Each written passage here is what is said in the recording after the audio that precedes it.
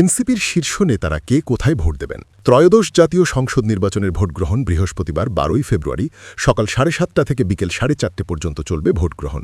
এই নির্বাচনে ভোট দেবেন জুলাই গণ অভ্যুত্থানে নেতৃত্ব দেওয়া তরুণদের নতুন দল জাতীয় নাগরিক পার্টি এনসিপির শীর্ষ নেতারাও। এনসিপির আহ্বায়ক নাহিদ ইসলাম রাজধানীর বাড্ডায় একেএম রহমতুল্লাহ বিশ্ববিদ্যালয় কলেজ কেন্দ্রে ভোট দেবেন। দলের মুখ্য সংগঠক উত্তরাঞ্চলের দায়িত্বে থাকা সার্জিস আলম ভোট দেবেন পঞ্চগড়ের বামন কুমার রাখালদেবী হাট হাইস্কুল কেন্দ্রে। এনসিপির মুখপাত্র আসিফ মাহমুদ সজীব ভুইয়া সকাল ৯টার দিকে ভোট দেবেন রাজধানীর নিউ মার্কেট এলাকার গভর্নমেন্ট ল্যাবরেটরি হাইস্কুল কেন্দ্রে।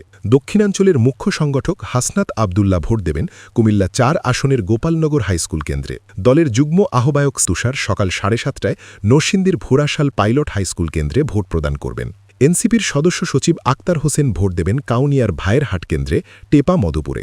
এছাড়া জ্যেষ্ঠ যুগ্ম মুখ্য সমন্বয়ক আব্দুল হান্নান মাসুদ সকাল ৮টায় নোয়াখালীর হাতিয়ার বুড়ির চর শহীদ আলী আহমেদ মেমোরিয়াল উচ্চ বিদ্যালয় কেন্দ্রে ভোট দেবেন।